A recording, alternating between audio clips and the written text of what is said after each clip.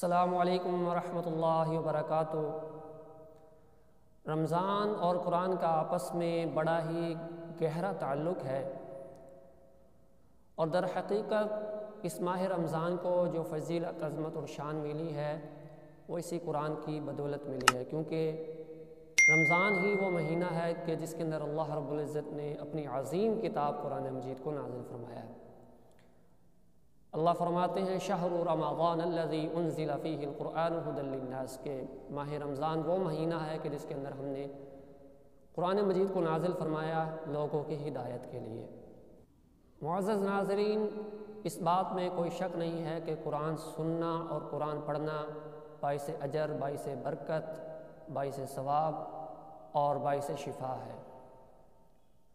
لیکن کیا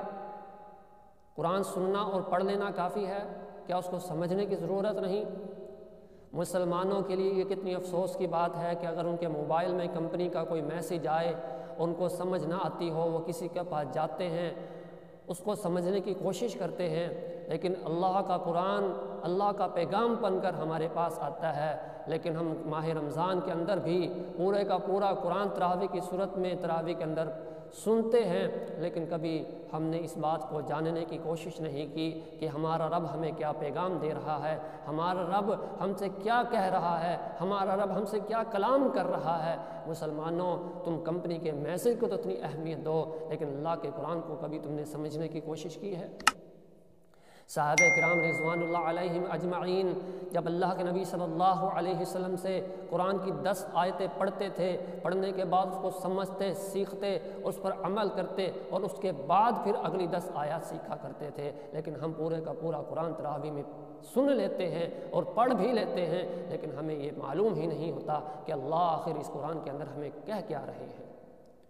جس طرح قرآن پڑھنا اور سننا ضروری ہے، اس طرح قرآن کا سمجھنا اس سے بھی کئی زیادہ ضروری ہے، کیونکہ جب تک آپ کو قرآن کے احکام معلوم نہیں ہوں گے آپ اس پر عمل نہیں کر سکتے۔ اور صحیح حدیث کے اندر آتا ہے اللہ رب العزت بہت سی قوموں کو اسی وجہ سے تباہ و برباد کر دیتے ہیں کہ وہ قرآن کے اوپر عمل پیرا نہیں ہوتی، اور بہت سی قوموں کو اللہ اس وجہ سے بلندی عطا فرما دیتے ہیں کہ وہ قرآن کو سمجھتے بھی ہیں، پڑھتے بھی ہیں، اس کے مطابق اپنی زندگی کو بنا بھی لیتے ہیں۔ ان تمام باتوں کو مد نظر رکھتے ہوئے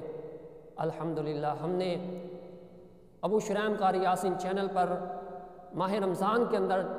تراویح میں پڑھے جانے والے ایک سپارے کا 15 سے 20 منٹ تک مختصر خلاصہ بیان کیا جائے گا۔ میں تمام دوستوں کو یہ دعوت دوں گا کہ قرآن کو خود بھی سمجھنے کی کوشش کریں اور باقی دوستوں تک بھی اس پیغام کو شیئر کریں، چونکہ رمضان کے اندر نفلوں کا ثواب سنتوں کے برابر اور سنتوں کا ثواب فرائض کے برابر کر دیا جاتا ہے۔ اگر آپ کے وجہ سے، آپ کے ایک شیئر کی وجہ سے اگر کوئی شخص قرآن کو سمجھنے کی کوشش کرتا ہے اور اس کے اندر زندگی کے اندر تبدیلی آ جاتی ہے تو یہ آپ کے لیے بھی صدقہ جاریہ ہے۔ اس لیے روزانہ 15 سے 20 منٹ دین کے لیے نکالیے، قرآن کو پیغام کو سننے کے لیے، اللہ کے پیغام کو سننے کے لیے نکالیے، اور اس پیغام کو دوسروں تک شیئر بھی کیجیے۔ اللہ سے دعا ہے کہ اللہ رب العزت مجھے اور آپ کو قرآن پڑھنے، سمجھنے اور اس پر عمل کرنے کی توفیق نصیب فرمائے۔ السلام علیکم ورحمۃ اللہ وبرکاتہ۔